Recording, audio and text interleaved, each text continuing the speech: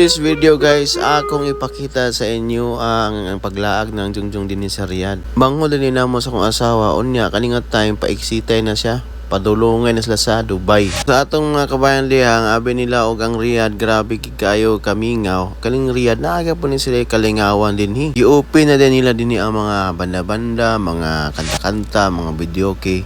Nadimi karon din sa halo. O na ni siya mga last 2 months, 3 months ata, let upload lang. Ug kaninga time amo is lang ihatod sa airport sa akong asawa na desermin na gadto nangaon sa ami kay aron na busog mi makaadto mi sa airport og happy tatanan. Kani sila nangadton sila Dubai from Riyadh to Dubai ang ilang flight ani.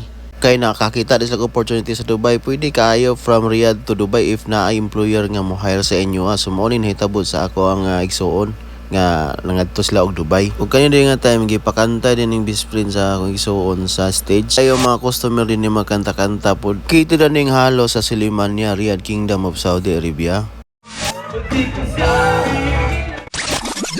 Kang Jungjung dayo kang best friend niya diha, shout out din sa inyo diha sa Dubai, amping mo diha sa Dubai. Maura to guys, amping mo diha kung asa magibutang sa Ginoo. God bless. Bye bye.